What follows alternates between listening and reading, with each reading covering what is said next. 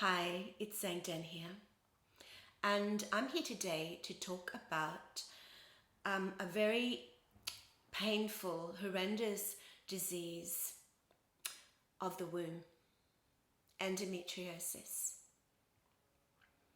So what gives me the right to speak about this disease? I'm not a healthcare professional. I'm not qualified in any way except that it is my personal life experience, and the highest qualification for anything is somebody who's lived through something. So I feel I'm justified to speak about this from my own perspective. So endometriosis, sadly, it's a disease that has not had a lot of research done on it. It's always been a bit of a mysterious kind of a thing. And it's also being not talked about. It's always been kind of, not discussed. Women suffer with this in silence. And I don't believe this should be the case at all. I think people should understand this, because in this mystery, this silence, it's also a lot of ignorance. So people close to those who suffer, they don't understand what the woman is going through. They think it's that she may be melodramatic, that she's being theatrical, that she's a hypochondriac, she's seeking attention. Let me tell you, honestly, none of that is true. None of it. The woman is suffering great pain, great discomfort. So, just a little bit of my story. I was diagnosed around 20 years of age, early 20s, with endometriosis, because I would have very, very severe premenstrual syndrome. Then when the periods came, or leading up to the periods coming, usually, half a day before I actually started to bleed, I would start to get cramps in my womb area. These may also come with severe headache, backache, nauseousness, fainting, diarrhea. All of these are very common symptoms of endometriosis. So you're virtually unable to lead any sort of normal life with this. And then once the bleeding starts, things settle a little, but you are very fatigued, you're very exhausted, because you've been through, 12 to 24 hours of this lead up, not to mention the premenstrual tension or anxiety that you've had, maybe a week or so before. And then during this 5 to 7 days, and unfortunately endometriosis also comes with heavy bleeding and also longer periods of bleeding for many women. So what is normally like a 5-day menstrual cycle ends up being 7-9 days of bleeding.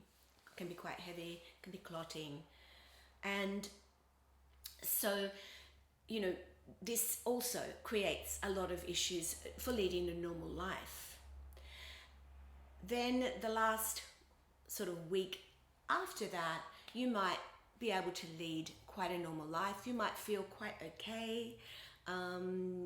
Ovulation comes, and you're feeling maybe a little high, and then it's a downward spiral. Goes back again, cycle repeats. So I had the misfortune of bleeding every 3.5 weeks. So the days of normality were very far and few between with this.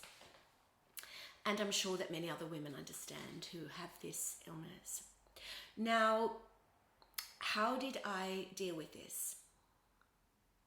So the medical profession wanted to, at my age of 22, give me a full hysterectomy.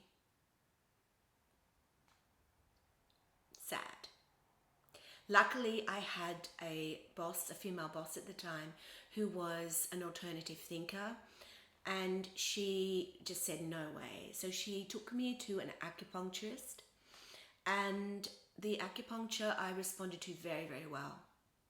So I would go quite regularly and have my treatments, and it didn't take away 100% the discomfort, but it certainly lessened it dramatically. So I was able to lead a much better quality of life on a usual basis, and that included acupuncture and Chinese herbs. It really made a big difference to me. I'd also at different times tried some dietary changes, and that also helped give some relief, but nothing ever really took the pain away or the discomfort. So also with this is the sad part, that with this disease, it's very, very difficult to carry a child, to give birth. So two things: it can make you infertile. It can, you can sometimes conceive, but you will not be able to carry the child. You will continually miscarry, which was my case. So I could get pregnant, but I would then, within like the first 2 months, I would miscarry. And that was always incredibly tragic and very heart-wrenching time, especially if you really want children, which I did, and many women I know who have suffered this disease really want children, and it's just not a possibility with it many times. And the irony of it is that doctors tell women that to get pregnant will actually help alleviate the disease. Now, I've heard all sorts of stories about this. That's kind of like, what's the word? It's sort of the, what they say. But in reality, this isn't necessarily true. A lot of women who have had children nowadays suffer endometriosis also. So it's not a given anymore. It's sort of like an old story that has worn very thin. And also it was once only women who, it was thought of as a disease for women that never had children. So like nuns, for example, back in my generation, were the women who were most likely to get endometriosis. So anyway, fast forward to I was around the age of 40, and my mother was told that she only had a couple of months to live, and I was closest to her, and so I was caring for her and also my father, and this put an immense amount of stress on me. Also, I was drinking, smoking, my blood pressure went sky high.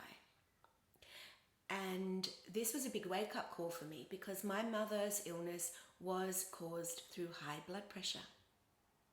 So it was like a mirror, me seeing this happening, and it made me realize that I needed to seriously change some things. This self-preservation, self-love kicked in. And it was like, whoa, I don't want to live the life of my mother. I adored my mother, but I didn't want her health conditions. So this made me think about, how am I going to make some changes here? So I immediately decided that I needed to do some things that I was passionate about, because I was always giving, always supporting, always giving, not caring for myself. So you see, I'm getting quite choked up. Just talking about that now has really created something for me, you see. I decided then that it was important for me to do something I was passionate about. So I found a book. I wanted to do yoga. I'd done yoga when I was younger and continued off and on throughout my life. But during that era, there were no yoga studios. It was just really unheard of. And I wanted to pursue that. So I found a book in a bookshop, and I religiously did the practices, the asana, every day. Every day, I didn't fail. I also wanted to do horse riding. So I took up horse riding. So I really felt this inner drive to fulfill things in me that I needed, that I wanted, that I'd been prevented from doing before because of this sort of sacrificing attitude of having to do things for others. So it was time to look at me, and in doing that, I was then able to care for my mother. So it was during this time that the shifts in the endometriosis happened. So I'd started doing daily yoga.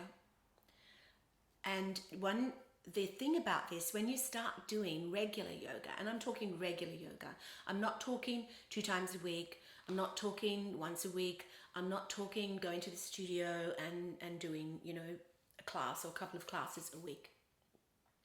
I'm talking about doing yoga every day. I'm talking about daily meditation. These were the things that I took up, and these are the things that facilitated the changes that consequently happened. So about a month into the regular yoga practice, I started to find eating red meat repulsive. I started to find smoking repulsive. I started to find alcohol repulsive. And so I stopped all of these things. I became vegetarian. I wasn't vegan, I was vegetarian. I didn't drink milk. I couldn't really stomach milk, but I did have yogurt. I had fresh cheese. I drank almond milk, and I actually had bought a Hare Krishna cookbook, and I followed that. Now, the interesting thing that happened was, with the no smoking, no drinking, changing my food, the meditation and the regular yoga practice, and the horse riding, I had no symptoms of endometriosis within a couple of months. So that means I had absolutely no pain. I had absolutely no premenstrual syndrome, so there was no lead up. I had never another headache, never another backache, no more nausea, no more passing out, no more mood swings. My moods became very stable. So, this is really why I'm so passionate about yoga, because it saved me from this horrendous life cycle that I was in. And I wanted to share this because I see so many still young women who are suffering this disease in silence, wanting support, wanting help. The medical profession is just not there, in its fullness, giving this. The remedies are not in the best interest of women. Now, I think looking back and looking to where I've come over those last 20 plus years, is that it does get down to developing self-love, self-awareness, having some kind of connection to that, somehow finding that. Like, my mother was my mirror. My mother showed me through her illness that I needed to visit this and really like look after myself. I don't want to be like her, and I was like her.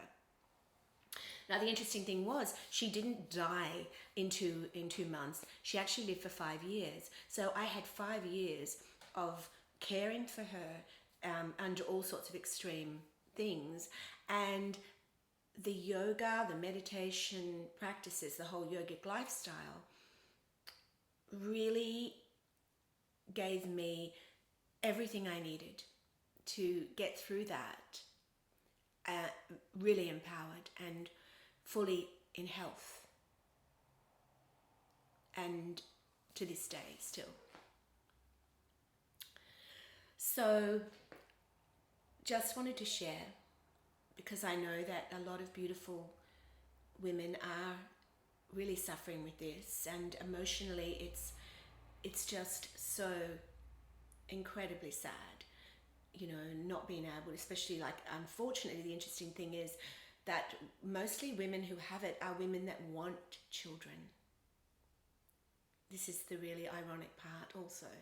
And so, the whole, the suffering, the miscarriages, the trauma of going through this, and it just accumulates and accumulates. So my heart really, really goes out to every woman who is in this, predicament.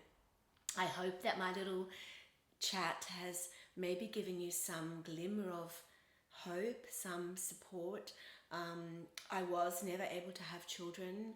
I have beautiful stepchildren, so I'm very blessed there, and a beautiful community that are all my children, and I love them all very dearly. And I think life makes way for other things. It's I'm not just mother to one child, I'm mother to many people, which is really wonderful to me, and that's my life now. So thank you, and I wish you all well. And if you are suffering with this, please, if you want to reach out and chat to me, please do so. If you'd like to know more about my experience, my journey, I'm happy to share with you in private, to discuss with you what you are feeling, because I know it's a very lonely, sad, painful, on all levels, disease. All my love. Talk soon.